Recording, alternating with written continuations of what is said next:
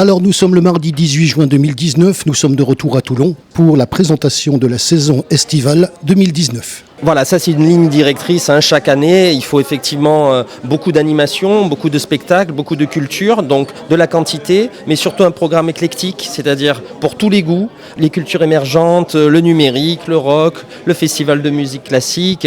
On le disait en préambule aussi, des événements maintenant très importants depuis les années 50, le festival de musique classique, depuis 30 ans maintenant le festival de jazz, c'est son anniversaire cette année, mais aussi de nouveaux festivals avec Murex, avec la French Fab, avec les nouvelles technologies.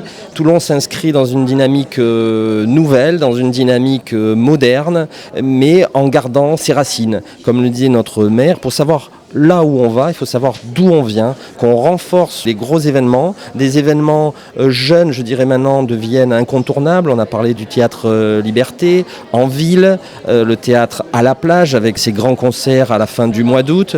Donc les Toulonnais, les touristes qui viennent nombreux dans cette belle rade et au pied de ce Mont Faron exceptionnel, qui sont mis en valeur et protégés plus que jamais, bénéficieront d'une politique événementielle et culturelle de qualité, gratuite pour quasiment l'ensemble des événements, et puis pour tous les goûts, vraiment tous les âges, tous les goûts, de 7 à 77 ans. On va passer un été, on va découvrir des choses, on va voir des artistes reconnus, des grands noms, on va voir des artistes toulonnais, la fête de la musique là qui approche avec une scène toulonnaise, avec jamais autant de spectacles, plus de 40 spectacles pour le soir de la fête de la musique. On a à cœur d'organiser tout ça avec les partenaires qui étaient très nombreux aujourd'hui, et cet été va battre son plein à Toulon et va être encore une édition exceptionnelle, j'en suis persuadé. On crée des partenariats, des personnes sont intervenues aujourd'hui. On a le conservatoire qui met en place une politique culturelle auprès des jeunes de par la qualité des formations. On crée des passerelles avec le festival de musique, on crée des passerelles avec l'opéra,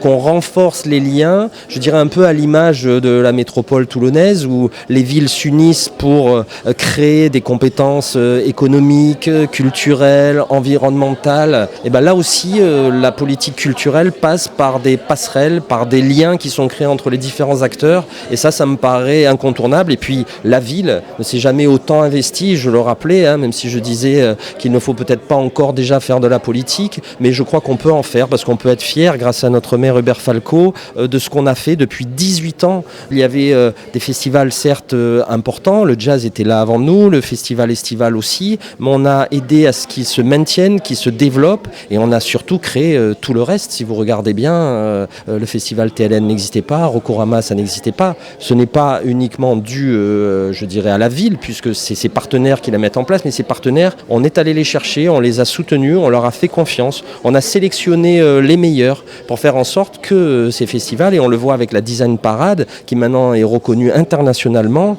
deviennent des événements incontournables. L'amiral adjoint à la politique culturelle le disait, les touristes viennent à Toulon, les touristes étrangers reconnus qui passaient peut-être avant par Aix et par Avignon viennent à Toulon pour ce festival. On veut de la qualité, on veut des choses pour les Toulonnais, mais on veut aussi se faire reconnaître au niveau international, et je crois qu'on est sur la bonne voie.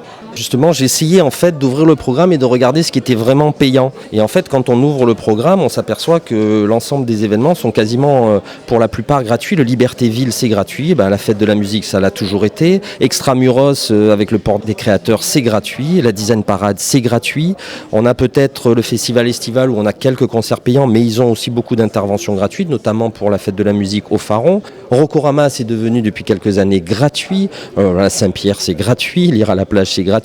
Vivement Dimanche au Mont Faron, c'est gratuit. Le 14 juillet évidemment, le 15 août aussi. Jazz à Toulon, c'est gratuit. Je suis un peu redondant, mais voilà, la Nuit des Pêcheurs, c'est gratuit. TLN Festival, c'est gratuit. Le Liberté Plage, c'est gratuit.